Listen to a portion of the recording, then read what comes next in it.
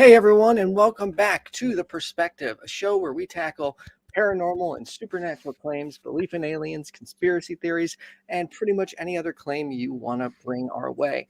And before we start the show off, we do need callers right now. We have open lines. So if you have a ghost story, you've wanted to share, give us a call. If you have a favorite conspiracy theory, if you believe in God, anything, give us a call, 951-364-2430. Yeah, and yes, we even take calls on abortion and people who are pro-life versus pro-choice. So 951-364-2430. With that being said, welcome, Neil, SR. How you guys doing? Well, I'm doing good. Yeah, I'm excited as always. It's been a while since Neil's been back on this awesome show, so it is great to have this guy here. And guys, I don't know if you know, but he's Neil the 604 Atheist. So, I mean, definitely, if you've got some Bible claims or something, I mean, we want to hear them. We love to, Bible, Quran. I mean, give it to us, guys. We are ready to listen. So, oh yeah. I'm waiting for one of these other callers to get screened, and then we'll get started. But Neil, you're going to be a Faithless Forum, aren't you? I am. That is correct. Yes. For those that don't know, at least I hope so. I got to get on the plane first, right? Yeah, it is like an atheist YouTuber convention where you get to meet a whole bunch of atheists who create YouTube content. I will be actually speaking. I don't know what I'll be talking about yet. I still got to figure that out, but I'll be speaking on something. So maybe we can get together and do something, Ethan. Yeah, definitely. Because you know what I noticed is you and I are neck and neck in subscribers now. Oh, we are? Yeah, we are. Ooh. All right, so we'll have this back and forth battle of who can who can keep the lead. No, hopefully we just keep rising together. That's the goal. Yeah, exactly. Or you guys could do a cage match for charity. Just throwing it out there. Just throwing it out there. I mean, if you guys want to, that's just... Neil's got like 6 inches on me. I think I'm good on that. A few pounds too. Yeah. Yeah, a few pounds. Yeah. Got a new T-shirt though. I kind of want to show off. You recognize this symbol? Oh, I don't. The old Lego space guys. You know. Oh like yeah, Benny. I love Lego. Spaceship. Yeah, hell yeah. So Neil, what have I can't talk right now. I'm sorry. What do you got coming up on your channel? What have I got coming up on my channel? Well, I've only got a couple of shows left, and until I'm back, obviously, from Faithless Forum, the next show on Thursday, I believe I've got. Hang on here, my memory sucks. Reason to Doubt will be my guest for 5 p.m. on November 11th, and one more, the Feasibillion Project, will be my guest on Saturday, November 13th. Then, all the way through till November 30th, I will be away at the Faithless Forum. I'm actually going down there for like 10 days, so I'm going to be there for the weekend for the Faithless Forum, a couple days beforehand, and then I'll be there for like the next week, and I'll go home on the Friday, the 26th. So, it should be a lot of fun. That's what I did last time, and just getting to hang out there and just chilling with the fam, and getting to meet everyone. Yeah, exactly. Okay, so you ready for me to bring up your first caller? Yeah. All right, sure. Okay, so wants to discuss as a skeptic and has done some paranormal investigations. He has a show called Haunted the Truth. Your first caller's name is Mark. Mark, you're on with Neil and Secular Rarity. Hey, Mark. Hello. What's going on, brother? I'm all right, yeah. I'm doing fine, thanks. I'm assuming you're all doing all right? Yeah, doing pretty good. Yeah. What you want to talk with us about today, man? It looks like you've gone out there looking for some ghosts and stuff before. Yeah, so I'm a paranormal investigator, and I started my own YouTube, which you mentioned just then, Haunted the Truth. Mm-hmm. And initially, we started it as a debunking show because I'm a skeptic, so I wanted to go out of my way and go, right, no, it's this, no, it's that, and have a rational point and opinion. But we've been to a couple of locations, and things have just gone off to a point where I can't think of like an instant rational reason. So I've seen objects literally fly through the air, and I've caught them on camera, and it's something that's really puzzled me. Yeah, can I let me see if I can push back a little bit on this. This is one thing that's always really interests me about this stuff, right? It never seems to be the case that a ghost like puts on, like goes to your closet, puts on your nicest clothes, and then goes over to your computer and like types a message out on like a notepad or something, right? It's always like, This is true, yeah. it's right. So it's always like, it's things that we've seen before. Like we've seen people talking about like chairs floating, or we've seen like weird bumps in the night, or lights flickering on and off. Like we all of this stuff is old hat. I mean, right? We've had it happen before. What convinces you about these new experiences that you've had that are in the same vein like that? I think it's like, well, when not old houses and stuff, they creak when it gets dark at night. Yeah. Electricity can play up, things can mess about, Sure. and things like that. That sort of Especially thing. if it's an old house. I will just discount that, and especially with photography, people go, "Oh, that's an orb." I go, "No, it's not. It's dust." Right. But I'll give you an example. I went to a place called Snuff Mills near where I live. On this bridge, walking down this bridge, middle of the dark, all of a sudden, from behind us, bump, bump, bump, bump, and I'm talking like someone's physically running with Doc Martens on or something. Yeah. Spin round, no one there. Caught it on camera. On camera at the same time, this dark shadow flies off down the bridge. Now, I'm not going to sit here and claim and say, yes, that is evidence for life after death and that's a ghost, because I can't, unless it forms in front of me and goes, "Hi, I'm Barry and I died here," I'm not going to do that. What I am going to say, though, is that there is something that is going on that I don't think science has fully looked into, which people may interpret as being the dead. Yeah, I think. Oh, go ahead, Neil, please. I kind of want to know, like, if you figure that it is possible that there is some form of life after death, what exactly would be containing you? Like, what part of you survives your physical body? Like, what do you think survives your physical body? Going through the research and such, some people would suggest that energy isn't, it's not, it cannot be created nor destroyed. Sure. So some sort of energy source of you, or your essence of you, carries on. There's another theory that it's not actually something you can physically have a communication and talk with. It's some sort of playback, the stone tape theory they call it. So this is like everything that's happened in life is just repeating itself over and over again. Kind of like if you record over a tape and play that tape back, you get old bits of that tape playing through, even though you've recorded over it. Yeah, there's so a police if album it was with that anything, on it would be more like that rather than an actual physical being, because I'm yet to, have concrete evidence to suggest it is. If I get that sort of evidence, then I would want to ask, to be fair. I'd be, because I talk to like other people in my crew and everything, and they say no evidence is ever going to be enough, because you're always going to have another question of, right, okay, so that is someone's granddad. Absolutely. Right. How is it? Do you think it's has something to? Well, the reason I ask is because when you're talking about a spirit or the remnants of somebody that was once with us, call it whatever you want. Yeah. What, like, is there consciousness with them? Because as far as I know, as far as the laws of physics state, once you're gone, the consciousness is gone because it's generated in your brain. And once your brain dies, there's no more consciousness. So there is speculation on that. I'm not saying that this is my opinion, but I do research into a lot of this, and there's a lot of speculation on this. And there have been cases where people have basically, their heart stops. They're on their deathbed in the hospital, and for some reason they get brought back. So technically their conscious should have shut down, but they can recall the things that the doctors and nurses were saying in the room, what they were doing. Mark, can I So push that back a little it's bit? kind of a weird.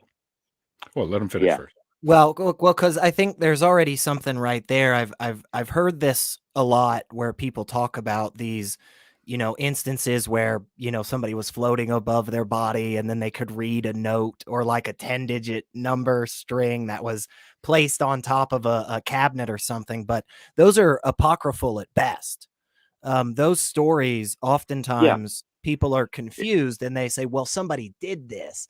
And then when you look into the story, what you find is they put the numbers up there or they put the script up there, but nobody's ever been able to actually point back to it. But Give a right answer either. Exactly. But instead, what I seems always do find it as either they're lying completely or they're telling the truth, but I've never experienced astral projection in my life, so I can't.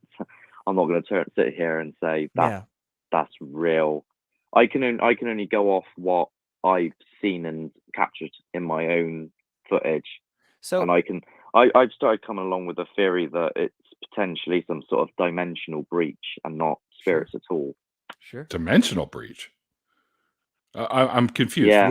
What do you think dimensions are? Well, we live in a three-dimensional space, and there's obviously a theory that there's Fourth, four actually. and We include time. an infinite amount. So like tesseracts and stuff like that. Sure. Yeah. And I'm just like, what if there's some sort of higher being which is more intelligent than us that can just shift into our dimension for a 0.2 of a time, do something. Would we ever notice that? Shift out of it again. Because if you think of, say, you would only notice it in that present moment.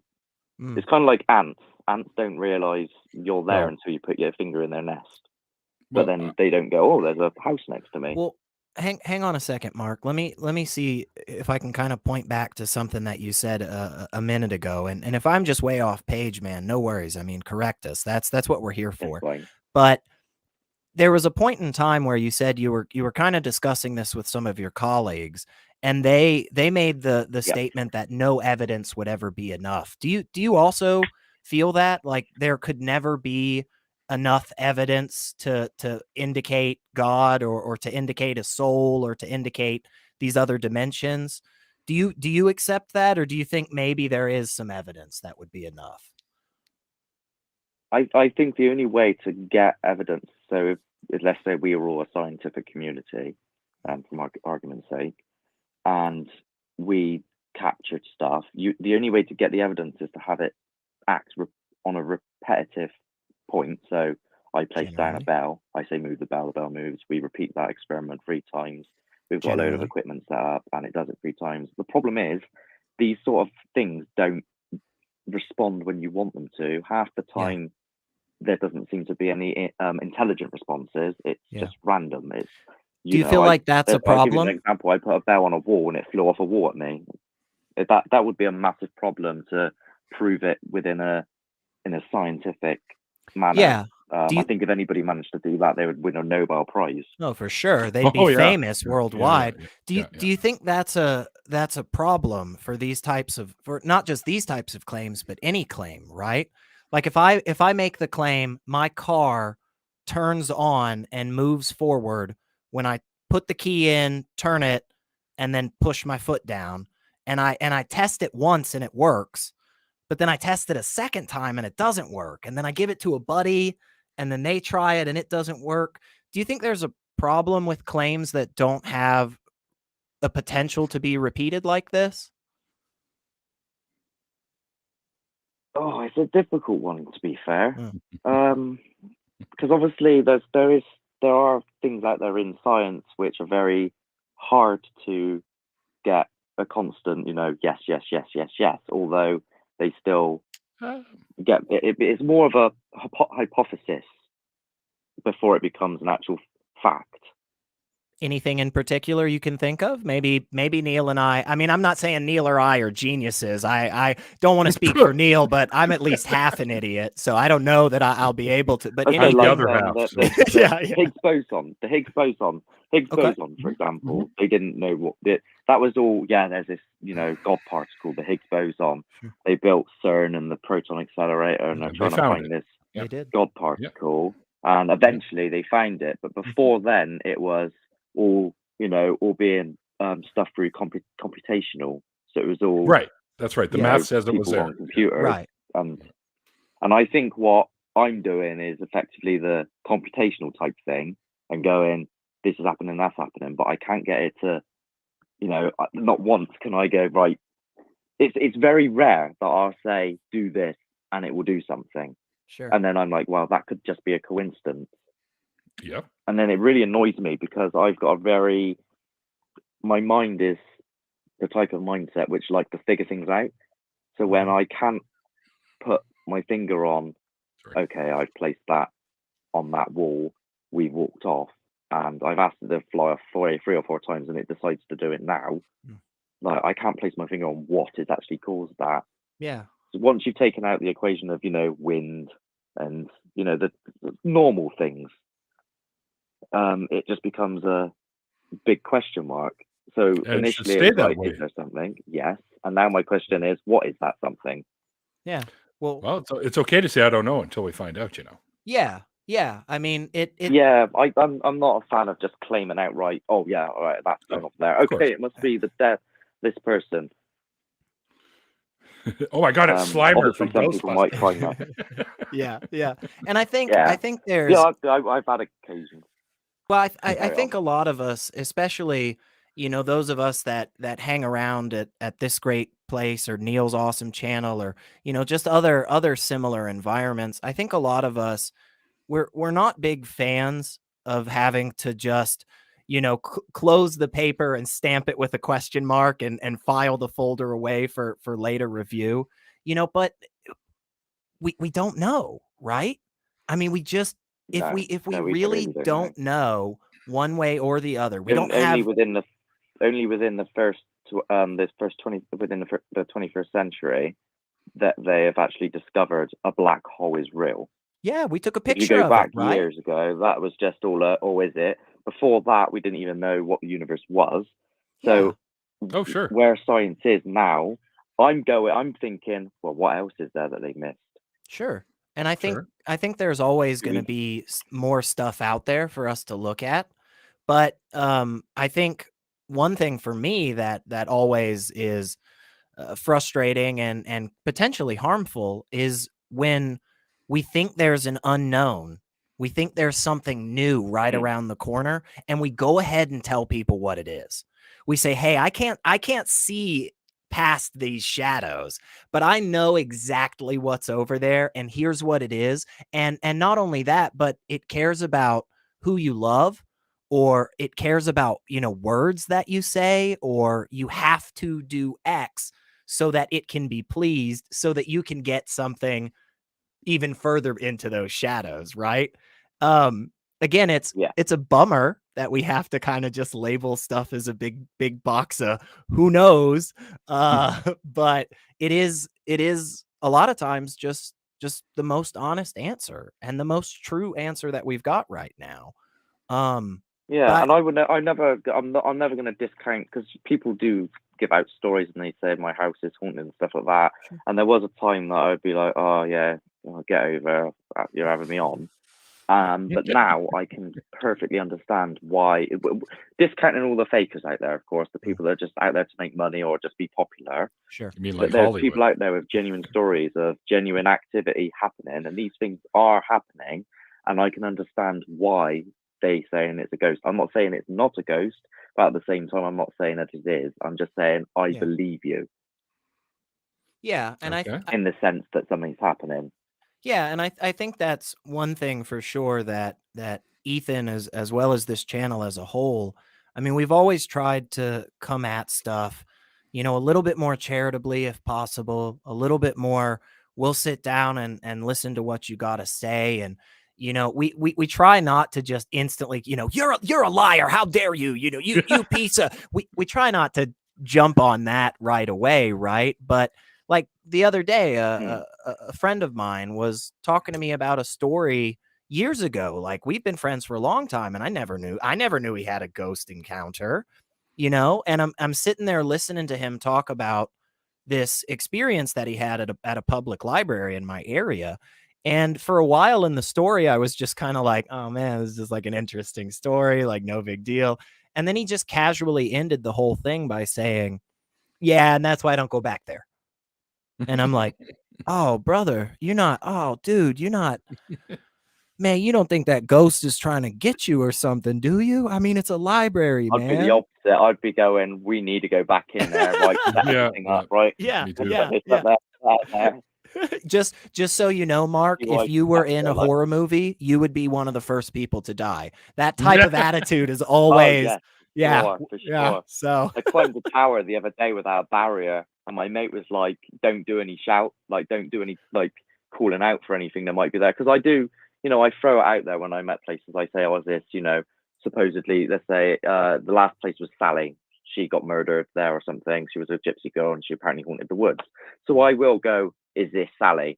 Just in case it is Sally. And my mate was like, "Don't say, 'Is this Sally?' when going up there, because if it is Sally and it's real, she's chucking you off and you're dead." So I know exactly what you're saying. yeah, I mean, I've heard people say that too. Like, don't do what is it? You look in the mirror and you get the lights off. You say Bloody Mary 3 I've times, done that. yeah, spin around 3 times, say Candyman or whatever the hell it is. But I think, like I was saying, with the story of my buddy, he doesn't go back to this library now because 5 years ago he thought a ghost was in the section or something. But I think a lot It of scares time, people though, and Yeah. sometimes people don't want to accept there's something going on because it scares them, sure, and because they I don't know think, what it is. yeah, and I think a lot of times too, we don't want to investigate further because honestly, we're just comfortable with the answer that we've gotten. Complacency is a huge problem for humans. It seems when we get super chill about our routine, when we get super ingrained in our rut, and we just keep doing it day in and day. I've been waking up, middle of the night to pray for years now. I why would I stop? I think that can also play a part in it too. And I think it's awesome that there are more and more people out there doing paranormal investigation and those types of avenues that are coming at it from a skeptical lens and are trying to say, look, we're just gonna let the chips fall where they fall, and if they fall on ghost, well, it's a ghost. But if they don't, then we're not gonna make that claim. We're not gonna try to tell people that it is.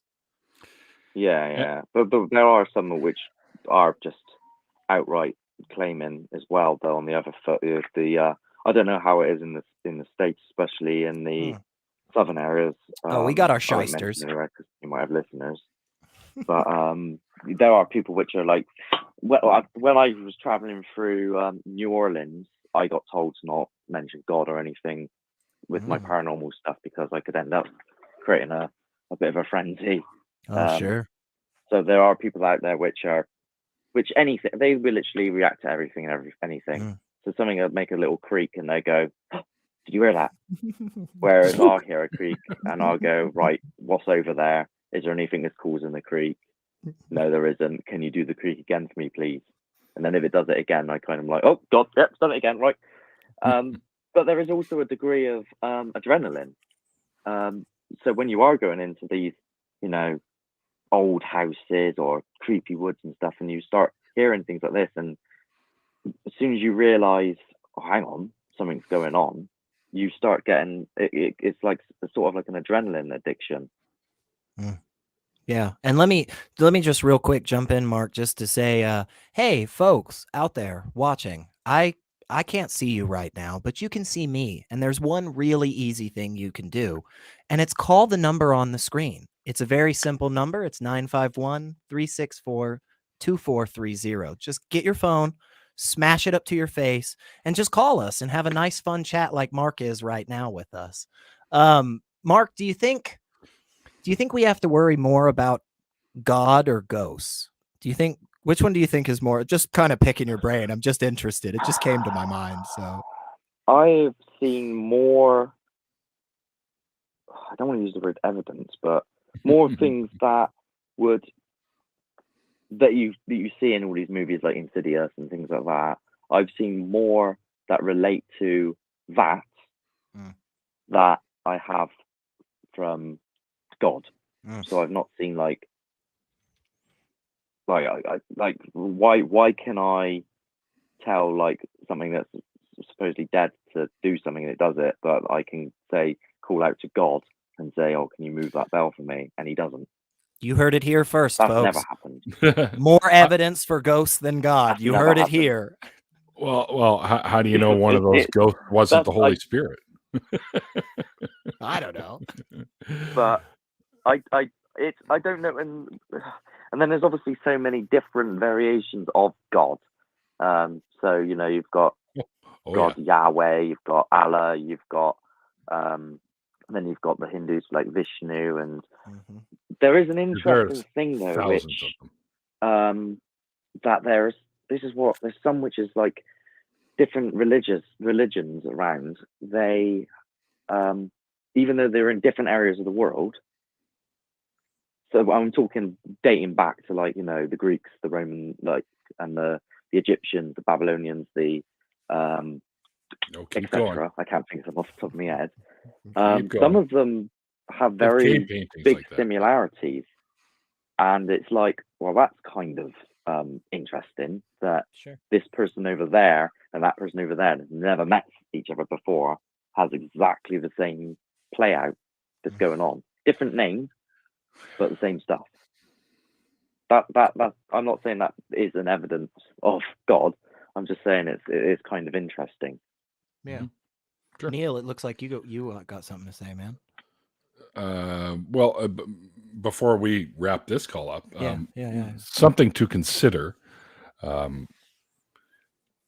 I mean, if these ghosts are real, they would have to represent the person they once were, right? So they might look like them if they were an apparition or whatever, and probably have their personality, right? Sort of thing. So that would require the consciousness to be there. And as far as we can tell, everyday physics, of everyday life, I should say, consciousness at the very basic level is really just a series of atoms and electrons that essentially give us our mind. Indeed. Okay, so there's no way within those laws to allow for the information stored in our brains to persist after we die. Yeah. I mean, it seems to be the case. I'm no neuroscientist, but it would have to be something else. Right. And who knows? You might be right. We might not have the technology to investigate that. And who knows? Maybe someday it will come and we'll like, holy shit, there is an afterlife. But, for now, we don't see any actual demonstrable signs of it. No, and they have studies on this as well, where people have died. I've had experiences too, but learning what I've learned since those times, I've kind of put them off as, our brains trick us literally all day, every day. Our brains fuck with us. So it could be something that comes from your own mind too. And don't forget that a lot of things influence how you think of pop culture, you name it. I film everything. That's good. I film everything. I bought a camera to go hunt too. My brain.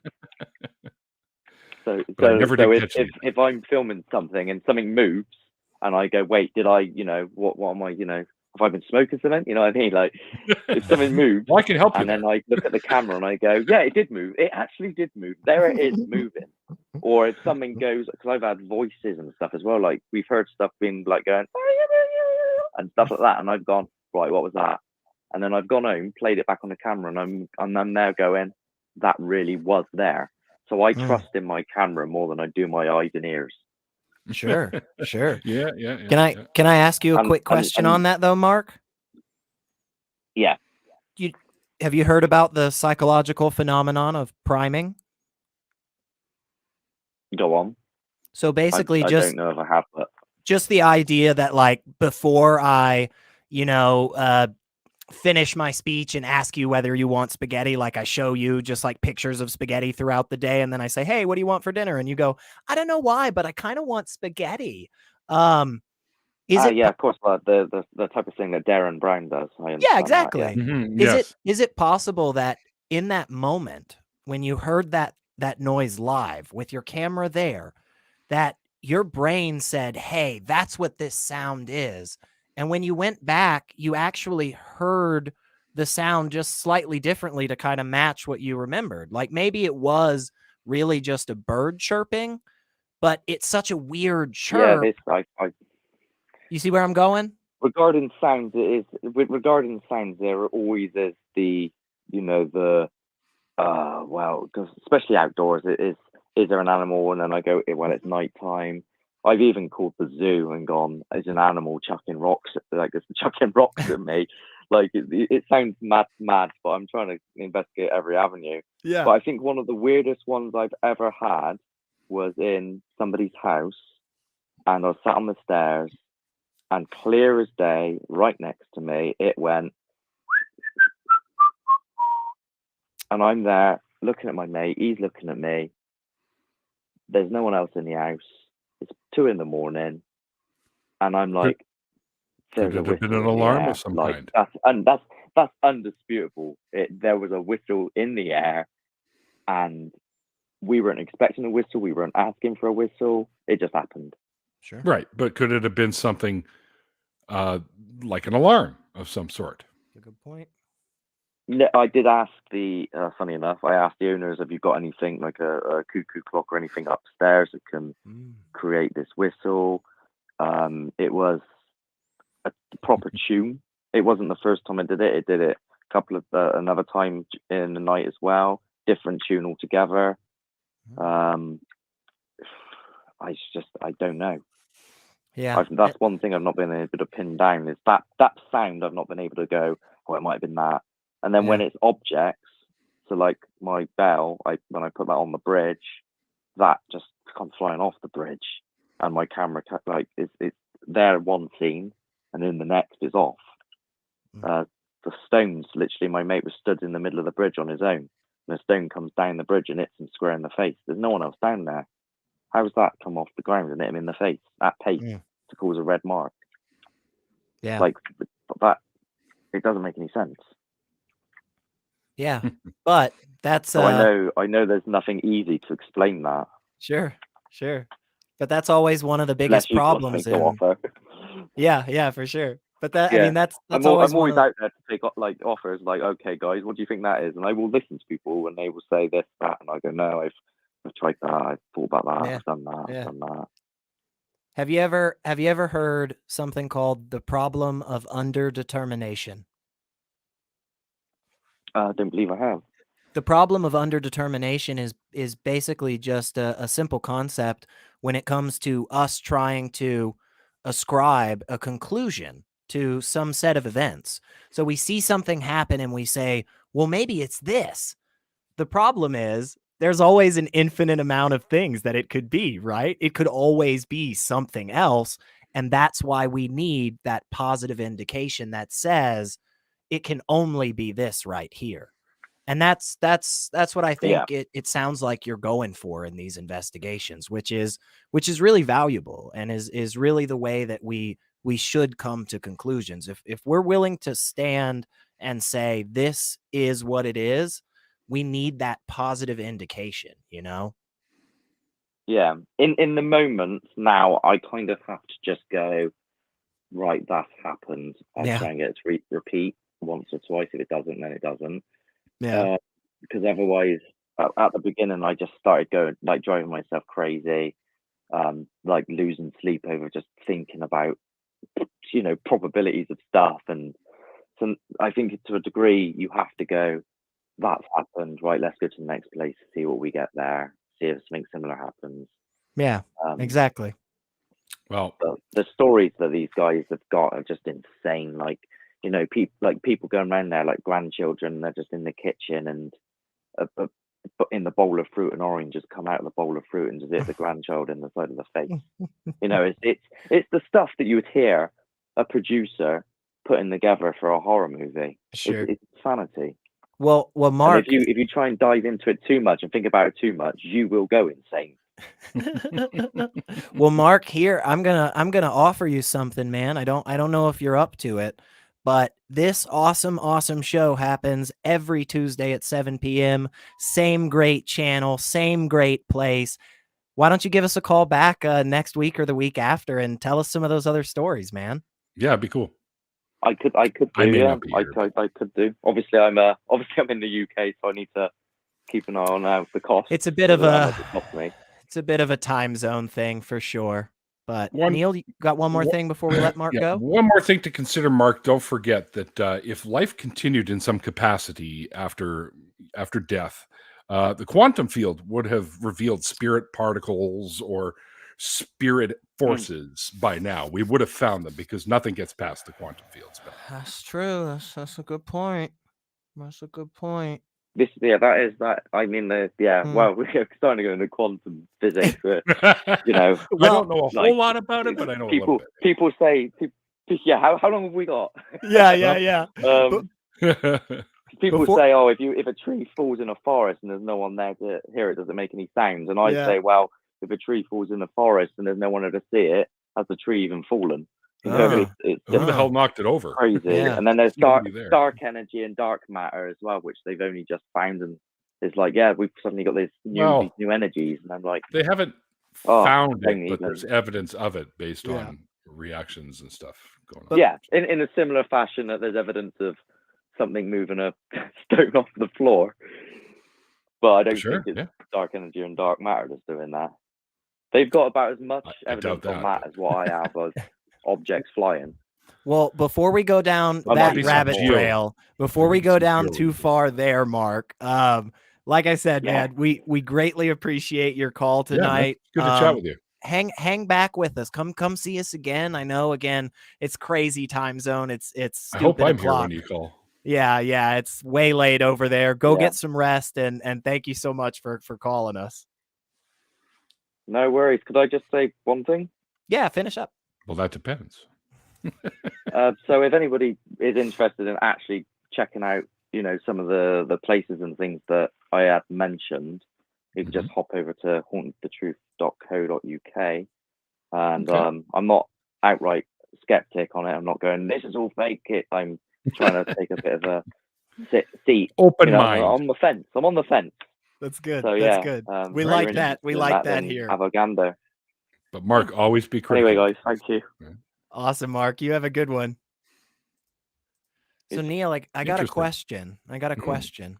Mm. If a quantum tree falls in a quantum forest, does anybody know what the hell we're talking about? No, it's too small. Unless you've got the equipment to see it, then no, you're just kind of screwed.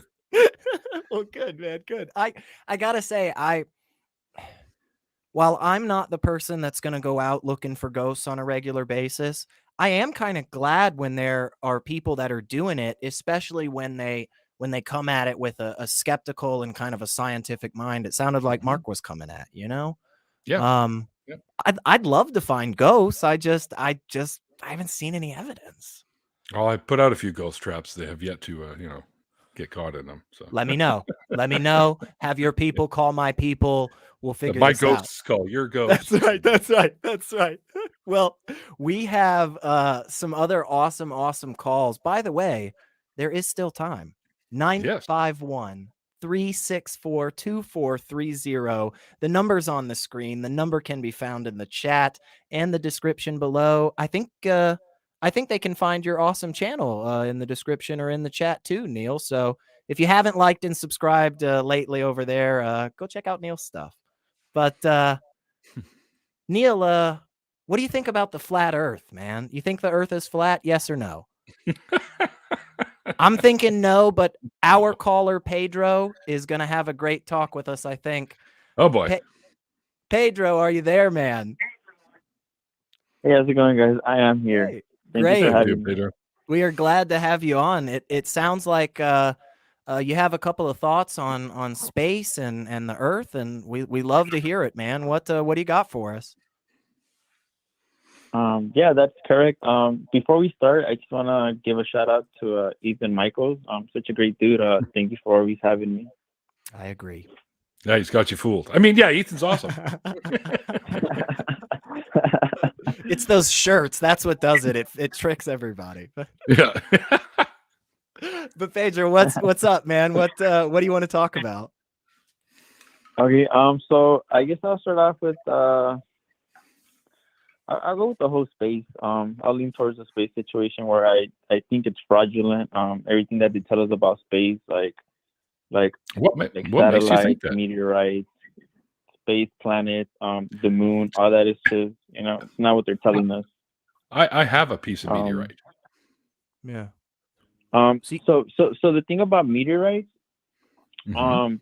so if you notice, like if you're standing and you drop a basketball, it falls straight down.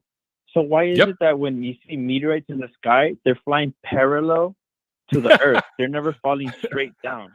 Because that's how And they another thing entered about- the atmosphere. They were coming at us from an angle to begin with. Yeah, but why is it always at an angle parallel, like an equal sign to Not the always Earth, instead parallel. of Well, falling straight down? You drop a ball down. Like Well, it they isn't never fall always straight parallel. down. Pedro, hang on just a second. Again, I don't think either Neil or I. You're not Neil deGrasse Tyson, right? That's not you, Neil. You're not No, deGrasse Tyson. that's a Okay. different Neil. Okay. Just making sure. But neither Neil or I are physicists or anything. But Well, you're a chemist, right? yeah, I'm a chemist. Yes. Okay, so not a physicist. Calm down. But No.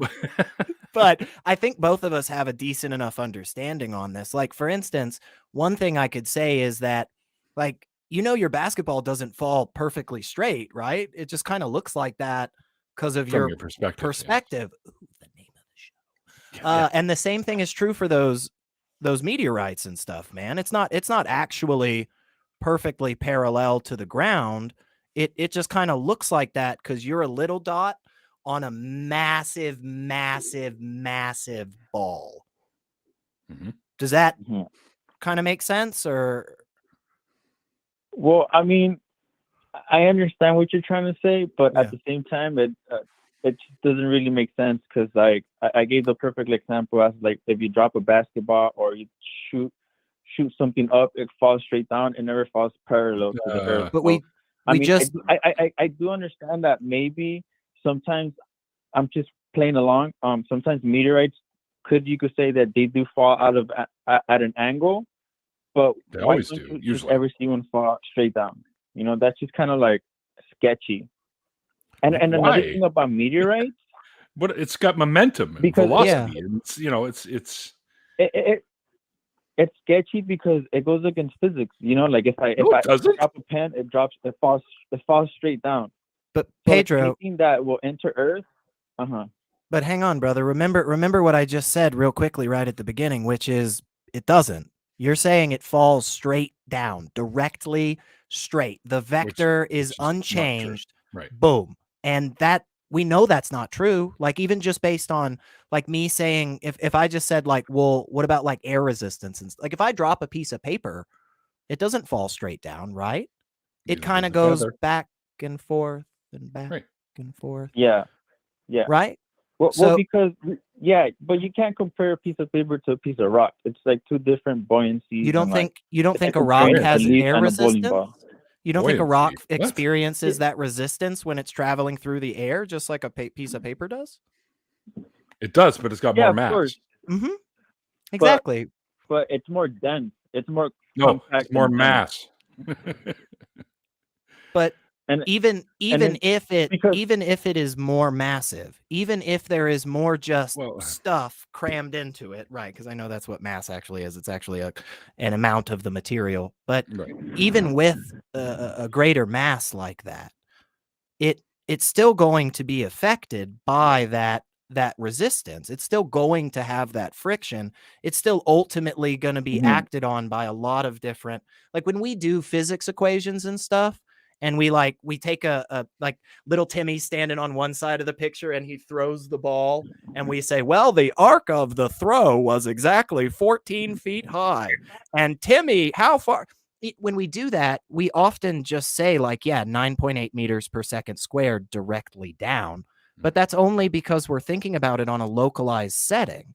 We're not actually taking into account like the full picture because it would just take too long, right? It's like every individual spot on a curve is actually just a straight line. I know it doesn't seem like Towards that. the center. Right. And so if we're really, really tiny, which, you know, according to the whole the earth is a ball thing, we are, and the earth is like massive, which again, like probably is, It is. we would only ever see that one tiny little perspective, right? You see what I'm saying, man? Yeah, I get it, but I still hold strong in my belief how like meteorites are just like non-existent, as well as like, because I have for one. example, like there's cameras everywhere, like everywhere. Why nowadays. why don't cameras ever catch a meteorite hit like a They school do. or like an amusement park or like a movie theater? It does do. happen. Like they or like a McDonald's, they just never hit nothing. Like A meteorite the fell only into a accident- lady's kitchen just like a handful of months ago in a state Yeah, out that's west, if I about 2.5 remember. months Yeah. ago. Yes. Yeah, it just Like fell close to right where I am. through her house. I mean, she was lucky Yeah. she didn't get hurt. I mean, it Uh-huh. does. It happens. It happens all the time. I just don't believe that anything that comes out in the news, I feel that has already been scripted. You know, like false flag events, and they got to keep these events False going in flag order to for like what? brainwash people. Because For what? like I said, like most of these meteorites that they catch, like they catch them flying parallel to the Earth, like just never straight down, which is kind of off. It's just weird. What would be the Some of them purpose? do go parallel because they pass us. Right. And what would be the purpose, Pedro, of like what's the end goal well- here? Let's say for just a second there is a shadowy cabal drinking the whiskey and smoking the big cigars, and they are Drinking the adrenochrome. lying to us. They are lying to us about meteorites. Why? What is their goal? What do they get out of it? Well, their goal is to put all these small pieces together. Like for example, another piece that goes with meteorites is like the whole ISS, the International Space Station.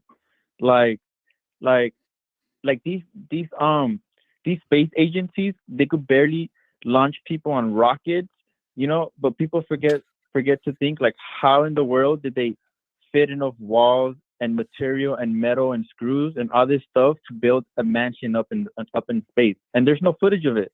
You know, they could barely fit people in these rockets. What makes you think that they could like build the whole mansion up there?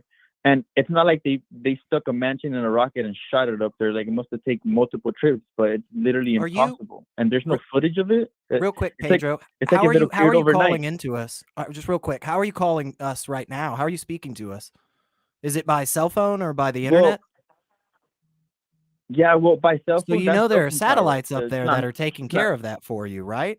Like there's a box up in space that like beams down electricity and like wavy stuff. Again, I'm no physicist, but it beams down science magic, wavy stuff. And then your science magic phone box thing catches that, and then we can do that super reliably. Like we could do that all the time. Like why couldn't they just put a bigger satellite into space?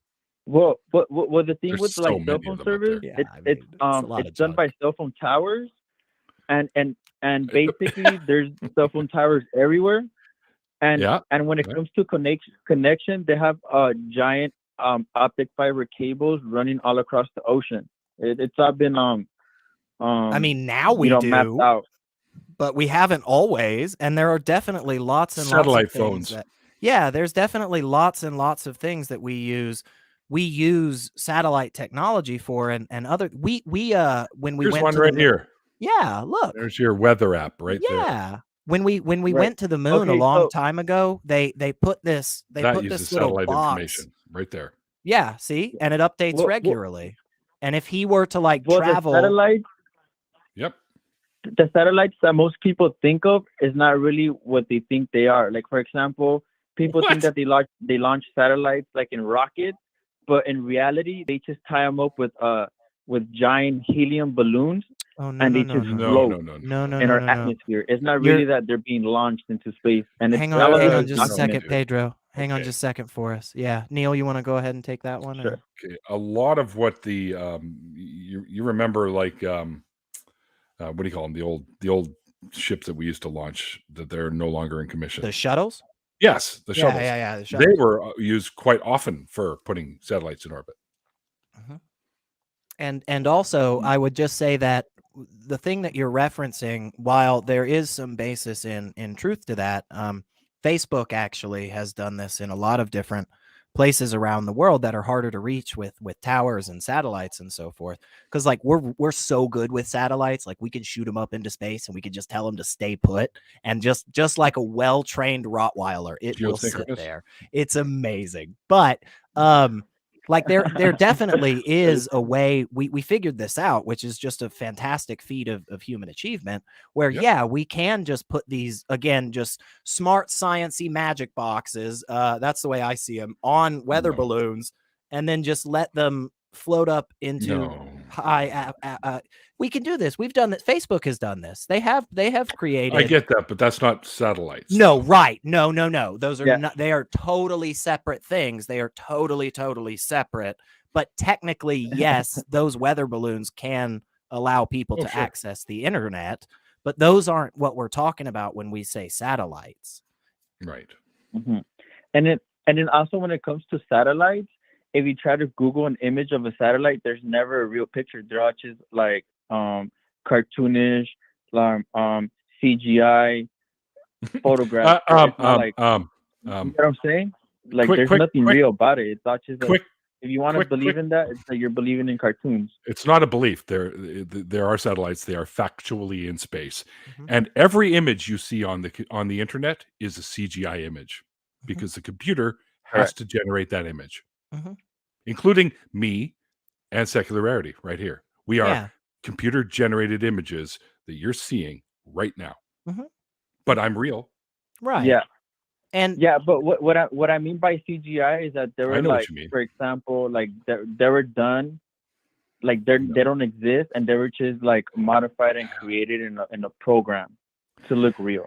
So would you say that? Have you seen that famous photo of like another great Neil? Gosh, we're just talking about all the Neils tonight, but another great Neil, Mr. Armstrong. That photo of him like standing supposedly, let's say, on the moon. What do you say to the experts what do you say to the experts that say there's literally no way whatsoever, like not even a chance of a possibility that photo could have been recreated? What do you say to that?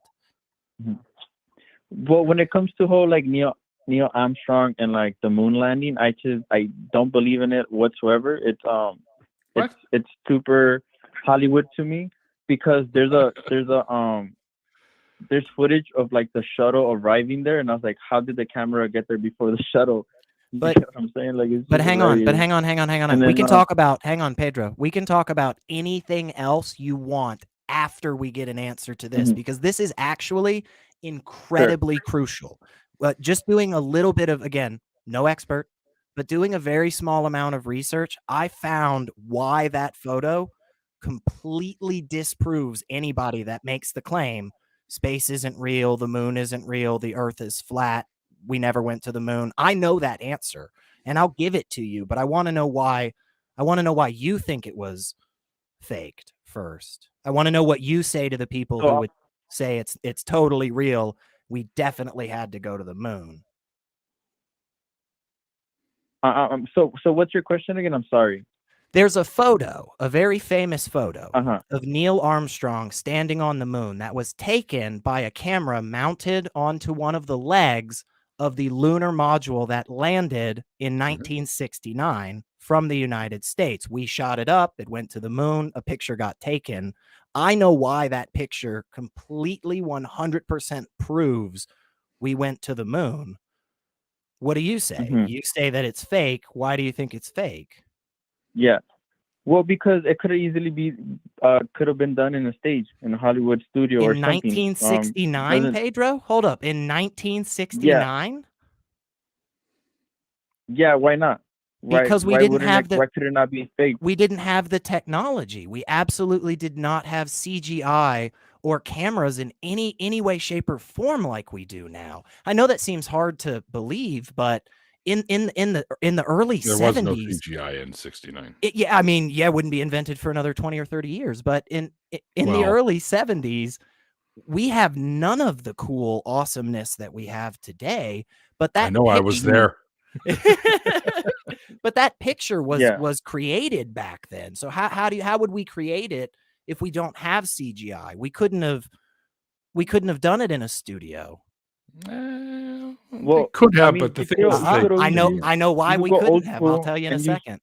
You could use movie props. You could use movie props and different setups to recreate that. It doesn't always necessarily need to be CGI. You could So use the problem, so here's the movie props, reason, different angles.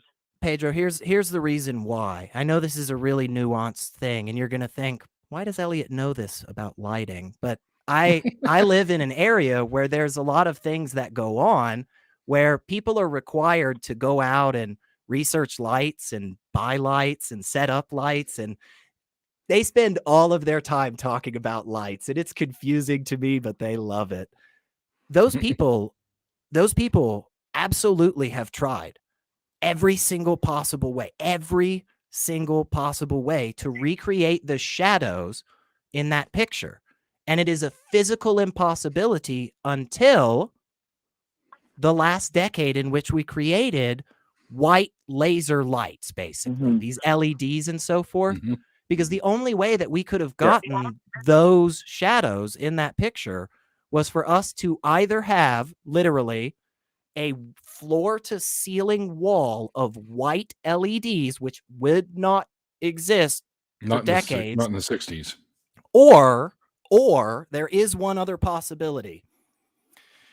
And it is that very far away, unencumbered by atmosphere, a large ball of hydrogen molecules were exploding constantly.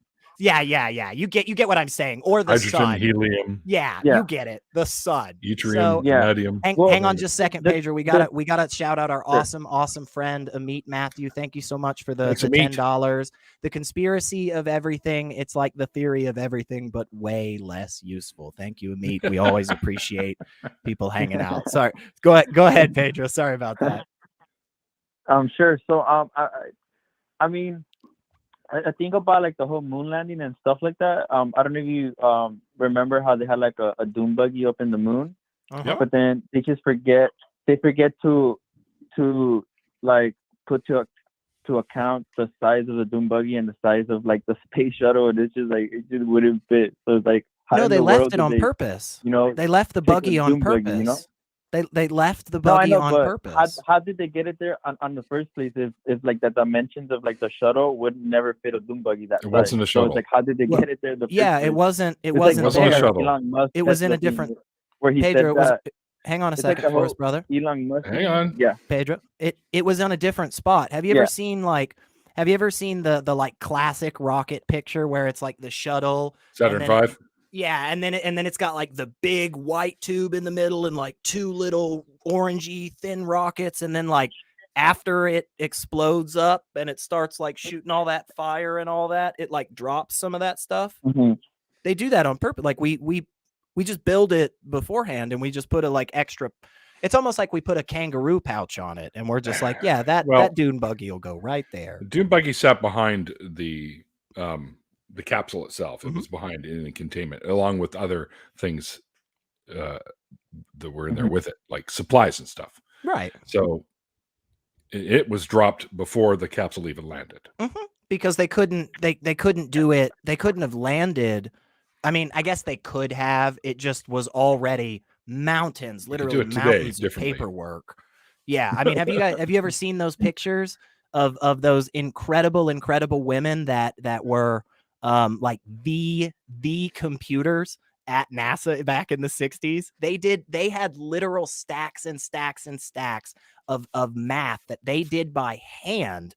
And I be honest, if they said, you know what, we've already done 700 pages of this math, we're not going to add a fucking dune buggy at this point, I wouldn't blame them. I mean, I get it. Like, it's too much weight. Yeah, right.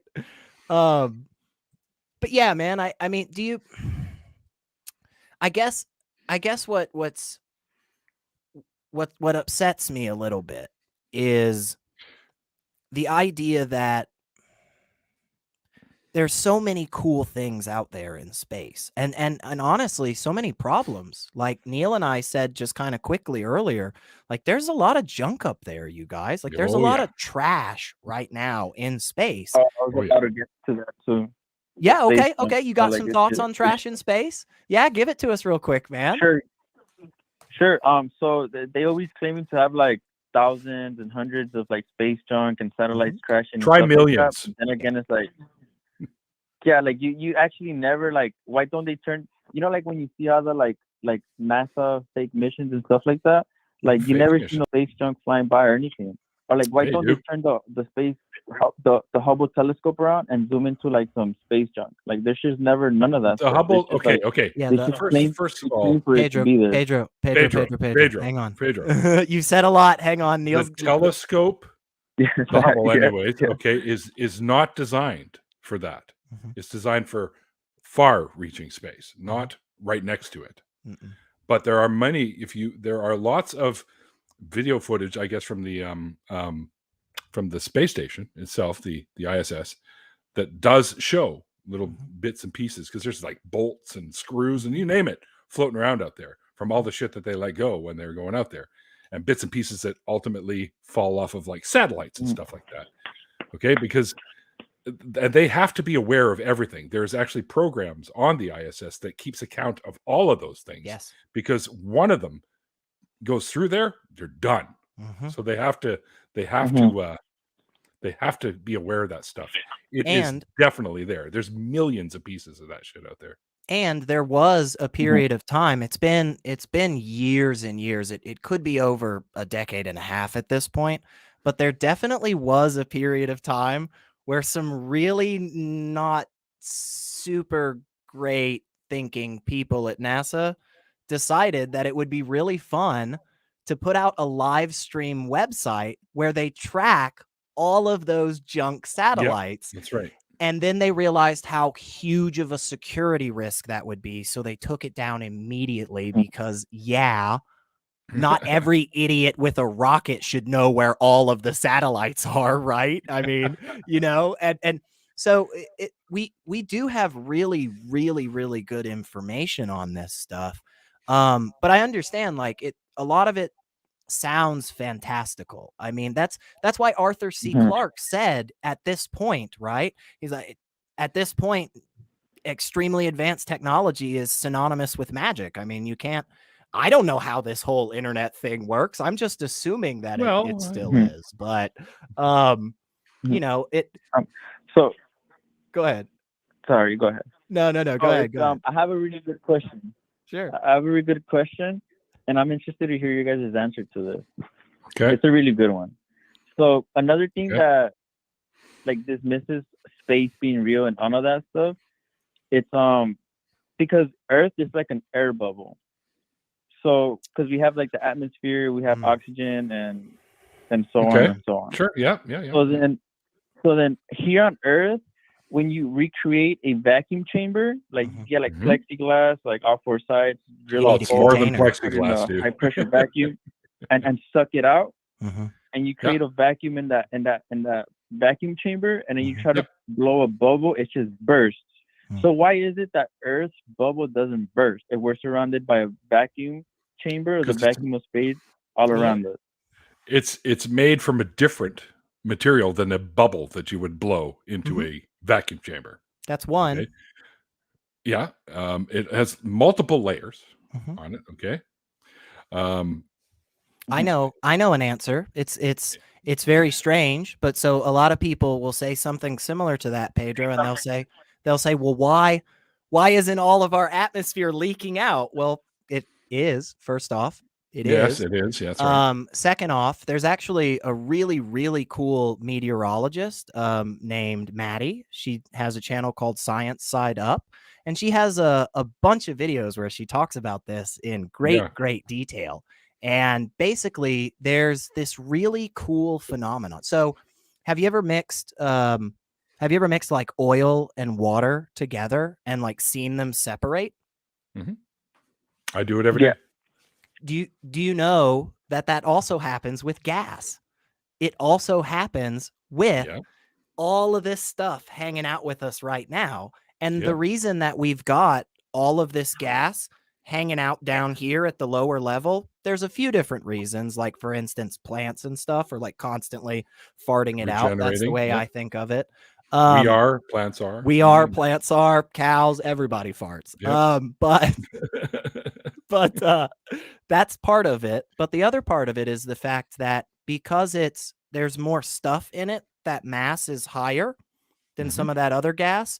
It's just affected more by the gravity. That's right. And mass so attracts mass. Yeah, and so it's like a combination of a couple of different things. Because Neil had a really good point right at the beginning, which is if you have a vacuum, if you have a container and there's a vacuum inside, and you blow up a bubble, well, the bubble is actually made of something with gas inside of it. There's a thin layer around the outside of that bubble that is like soap and water and other stuff like that. And that's that's not actually analogous to the way that it works with the Earth. That's right. Does that kind of clear it up a little bit? Again, I really would suggest an actual trained meteorologist, somebody that knows about atmospheric sciences. So again, science side up. I can tell you the chemistry of the atmosphere, but see, and I can tell you none of it. I can just pretend to look good.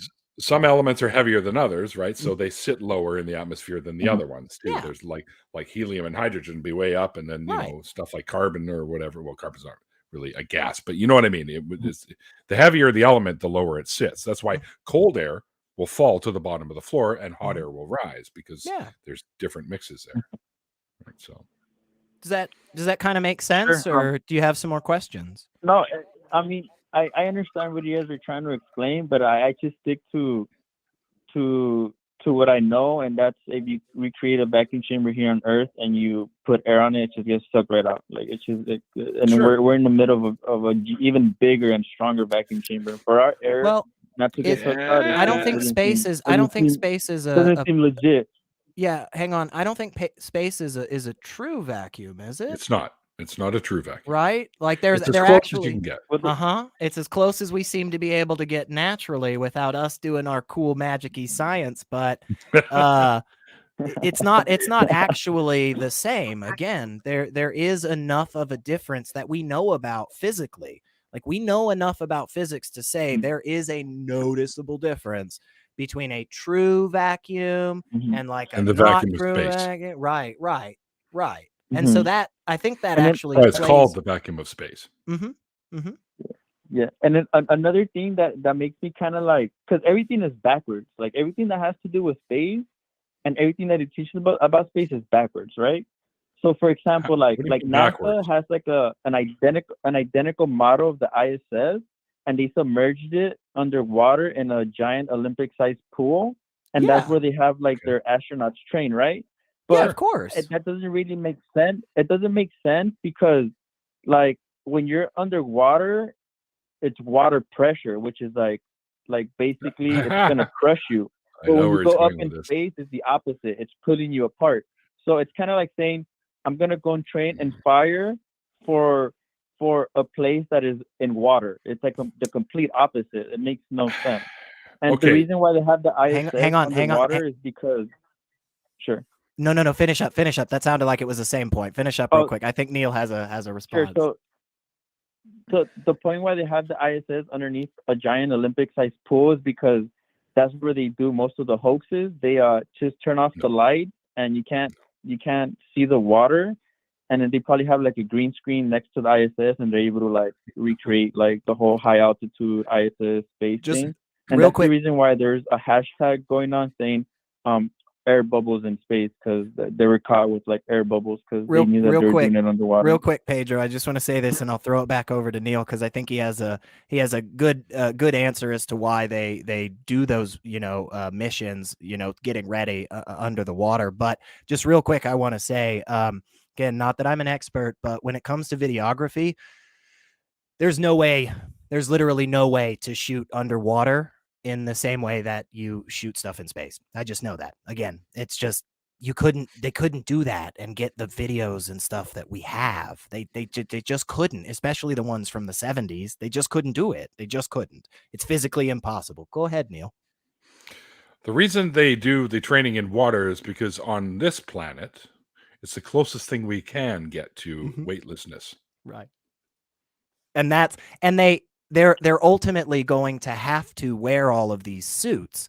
They're ultimately going to have to wear all of this equipment that will help them get used to the equipment that they'll have to wear whenever they're up in space and not in an oxygen-rich environment like in the shuttle or in the space station or so forth. And so it's just a really quick, easy way to I guess theoretically, they could build a building and then spin it at such an insane force, at such an insane rotation that ultimately the centripetal force causes the people inside to feel weightless like those carnival rides. But I feel like that would be a lot. I feel like that would take a lot more effort than just asking nicely for the local Olympic-sized swimming pool to let you submerge a shuttle into it. Oh, they could use the puke. Got it. Well, yeah, they could do that. The vomit comet, right? Where they filmed a lot of Apollo 13 or whatever. But Pedro, I think Neil and I don't come to the same. Oh yeah, you got one more thing before we wrap up? Well, Pedro, you yourself were saying you sure. only go with you tend to only go with what you know, which as you said, which is great, and I think that's admirable. You can know more if you actually learn a little bit about this stuff. There's tons of places you can go to find out about this stuff. Like I would recommend maybe reading a little bit about Earth's atmosphere, how it works, the different levels of it, and stuff like this. So it's entirely up to you. I mean, you have the ability to do that, and the information is there. But a very good friend of ours is asking, what do you trust? See, the thing is you got to trust someone sometime, especially when they're people that are experts in the fields, right? Nobody becomes an expert in something because it's bullshit. They want to know more, so they learn and they become an expert in that field. So like aeronautics or in my case, chemistry, stuff like that. And there are people that know what they're talking about because they've gone to school and they've done the work. And it's fascinating stuff, dude. It's fascinating stuff. Yeah. So my advice to you is just go dig in a little bit, man. Dig in a little bit, and you might go, holy shit, okay, that's awesome. Now I understand a little bit more. Because the best way to find your way through the actual bullshit is through knowledge, man, and learning. But Pedro, what you got for us before we let you go, man? I used to be fascinated with space. I used to love everything that had to do with space. And when I actually woke up and realized that other things that they show us on TV, it's just CGI, none of it is real. It's all just like a bunch of cartoon we've been stuff. over this. I started waking up. I was like, all these space programs, like they have such beautiful colors, such beautiful things, but if it's not real, what's the point? And ever since that, I've been trying to search for the real thing, and I just get nothing but CGI. Well, brother, we're gonna let you go, and I'm gonna wrap up here with Neil real quick. But again, man, thank you so much for hanging out with us. Okay. Yeah, thanks, Pedro. You got it. Thank you for having me, guys. It's a pleasure always talking to you guys, and well, it's a pleasure for us too. Sharing wisdom and everything. Call us back, man. Get out there and investigate, my friend. Get out there and investigate. And that's half the fun. Yeah, and I think I know kind of. I think I do. I think I might be a mind reader, Neil. Let me see real quick. I think at the end there, you were kind of feeling this. Hey, we've discussed some of this, and we've tried to have kind of a dialogue and a move forward in all of our understandings. And I don't know if we made as much progress as I would have hoped for. Right at the end, it sounded like he was still saying, it's totally fake and it's not out there. And I want us to all remember that when we're having these dialogues, it's a good idea for us to continue to try and push for further investigation and learn more. I mean, that's the whole Absolutely. freaking point. The cure to ignorance is education. Exactly, man. And I highly, highly value the fact that, you know, we definitely were on opposing sides there. I mean, we were definitely butting heads, but at the same time, I mean, we can do so cordially. And, you know, hopefully we can learn some more. And, you know, look, if space really is fake, I want to freaking know it, and I'll own up to it when I'm wrong. But yeah, of course. If I'm a betting man, I'm gonna put my money on the space shuttle being a thing. How about you, man? The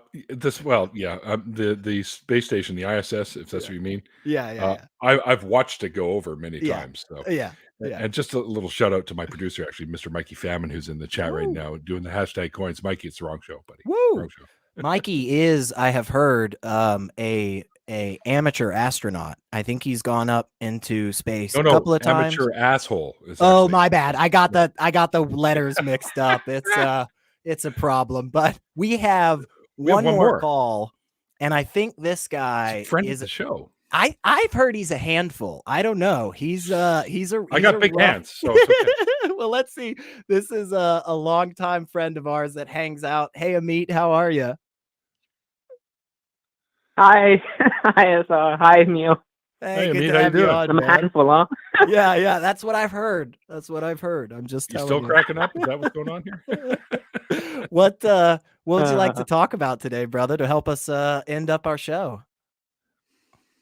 Well, first I have to apologize to Neil. I left a terrible pun on his Twitter, and I'm looking forward to it. I will apologize. You already saw it, but yeah. Oh god. Anyway, I know what you mean. Yes. I know what you mean. Anyway, yeah, I wanted to talk about something interesting that I've noticed ever since moving to America, which is a difference in what people will consider acceptable, or how the population kind of splits with regard to their belief in supernatural claims. For example, over here, if someone says I was abducted by aliens, they're more likely to be believed. However, if you go back to where I'm from in India and you say I was abducted by aliens, people are going to look at you funny. However, if you say I was possessed by a demon or a ghost, you'll have a lot more people agreeing with you there. And I kind of just wanted to pick your brains about why is it that there are so many alien abduction stories here and so many demon possession stories back in India? Yeah, I can definitely say that one thing I know, just being as a nerd in history, there are a really prominent and famous stories. There's a good handful of them that all happened around the same time, and they got really well known. And it wasn't for a long time that people just accepted them. And finally we started looking into them and said, well, maybe this doesn't all fit. Also, there is the unfortunate choice of the United States government back in the 40s to blatantly lie to the public about this thing crashing in the middle of nowhere. And it was like, it was all scary and weird and nobody knows what it is. And then finally the government's just like, well, we just put speakers up in the clouds because we wanted to know if the Russians were blowing up bombs. And it's like, well, why didn't you just fucking tell us? Come on. Project Mogul. So there's the Roswell incident, right? That's what I was just referencing there. That has a huge play in American psyche and culture. So it certainly does. That definitely is part of it for sure. But yeah, what do you think, Neil? No, Mikey, I don't live in the fields of BC. It's a very interesting little thing. Most of the abductions are usually people that are in their bed. It's night. They're probably were sleeping. So it's obviously it's a sleep paralysis issue because this actually there have been reports throughout history, but they weren't always aliens. We had succubuses or demons that would visit you in the middle of the night because they would sit on their chest, or they thought they were sitting on their chest, and they would have visuals. It was all coming out of the brain, right? So it's just the modern day version of the same shit, but new pop culture or new cultural references. Yeah. Because none of them were aliens back in like 1760 something, but these were still going on, but they were thought of as either spirits or succubuses or whatever. Yeah. That were sitting on them and holding them down. But it's actually what we now know is sleep paralysis. Yeah. And I think it's more than anything, it's just kind of the combination of those two things, just all kind of working together in this one section of the world, whereas it didn't exactly happen in on the subcontinent of India, didn't exactly happen in Kenya, let's say, but America, we had some stuff, and then we had the some specific events that happened, and then we had just kind of the normal human stuff that hits everybody. It's just that in India they said demons, and here we said aliens, right? Mm-hmm.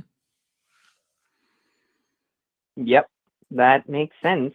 I'd be curious to pick the brains of some of the folks who call from the UK to see whether they're more likely to believe in aliens or ghosts. Yeah, that's an interesting thought. It seems very unique to America. absolutely, it does, man. Well, the UK did have a big UFO thing. I can't remember what it was called, but there were two soldiers that saw something inside the that's woods, right. right? That's right. Yeah, and we do UFO share a lot of thing. media. I mean, when it comes to like movies and TV shows, the UK and the United States and Canada, I mean, we all have kind of a big melting pot we just throw all of our stuff into and take a look at. But that's what I love about it here. That's great. It's great. I love it. USA. Sorry, but all the humans. Ameet, no, Canada, man. I have done a bad job of doing this throughout the show. Okay, so before we let you go, I'm going to ask you a question. Do you know what we do after this show? Do you know where we go, Ameet? Can you tell all the lovely folks watching what's happening right after this show ends? Yes, there is a rumored Discord where all these cool people in the chat and the hosts all go to hang out. He's the and cool apparently they discuss the real conspiracy of what's going on behind the scenes in this show, where we're just trying to hide the fact that the earth is actually flat. You heard it. You heard it, folks. If you want the truth, you got to come hang out with us in the Discord after show. We'll be doing it right after we get off here. So here's one for you, too. Just before we close out here, my very good friend Mikey pointed out Stonehenge. He put that in. We found out what Stonehenge actually is. It's the toes of the bodies of the heads that you see on Easter Island. That makes so much sense. It's actually their toes sticking out. I don't think there's any better answer. That makes really good sense, man. I'm glad I've seen the diagram on the Thank internet. you. It's got to be true. Well, Ameet, we always appreciate Ameet, you hanging out with us, man. Yep. Talk to you folks later. All right. See you, brother. Neil, I had a good time. Did you have a fun time? Yeah, I did, actually. You can yell at me about it afterwards if you want. No, I love doing this. I was going to actually talk to Ethan. I said I could probably do this once a month if you'd want to have me on once a month. Ooh, that's good to know. Yeah, we could arrange like a set Tuesday. Yeah, and that way I just won't schedule on that specific Tuesday every month. Right? I think that's a good idea. I do too. Yeah, so for those watching, we do need to get more callers. We have some really good weeks where the lines are filled, and then we have some weeks like this where we have like just 3 callers. So let me consult the tarot cards. How you could help us is if you have friends or family or even people on your Facebook that believe, aliens have visited us, believe in God, have some conspiracy theories they believe, picking up radio signals in their braces, like anything. Refer them to this show or refer them to me directly. Like, see if they're interested, and then get in contact with me, and I can arrange it with them on Facebook. But yeah, we need to increase the call volume, and I could use your help with that. That way, the hosts are not forced to vamp, and we can take more calls throughout each episode. My favorite episodes are the ones where we get like the variety, where we get like one alien call, one ghost call, and one god call. Those are the best. And that is the overall goal of this show, is to just provide variety and it not be the same tired religious arguments over and over, Right. and over again. Right. I think we had a couple of good callers tonight. We had a flat earther, or a space isn't real, sort of thing, or the moon landing stuff, and which are great to tackle. But in situations where we have callers that call in about that, it would be hella handy to have somebody like that's actually in that field to deal with it, because I only know so much. And Elliot only knows so much too, right? So I wouldn't even say it's that much. I would say it's like not even much. I would just say I know some things, but no, I can tackle stuff when it comes to neuroscience, because I'm actually doing the Great Courses Plus for neuroscience right now. So what a great place! You guys did do really well. So especially, during that space call, greatly handled. Neil, are you able to make the Discord after show? Sure. I'm going to take a bit of a break, but I can pop in after that. Yeah. Awesome. Well, I want to real quickly thank our top tier patrons: Cindy Plaza, Left, Right, Left, Kenneth, Leonard, Skye, JumpandShoot, Oz, Secular Rarity, Philip Leitch, Kaitlyn Beyond, Toast, Richard Gilliver, Sunset Sarge, Ameet, Mathew, Ray Sylvester, and Kyle Brewer. Thank you so much for your patronage. And if you like what I do, consider becoming a patron for as low as $1 a month. And if you can't become a patron, share this video, put it on your Facebook, your Twitter, do whatever you can to help out, if you don't mind. That's all I got. Neil, the links to your show are in the description of video. Secular Rarity, you can check out on. Well, he makes appearances. Here's a great place. Right. Yeah, this is a great place. If you want to find me online, I guess you can, but go check out Neil's stuff and come. He likes to jump in my after parties every once in a while. That's true. That's true. There you go. You could check him out at the Neil 604 after parties. Everyone, thanks for joining us, and we'll see you in the Discord after show in 5 minutes. Good night.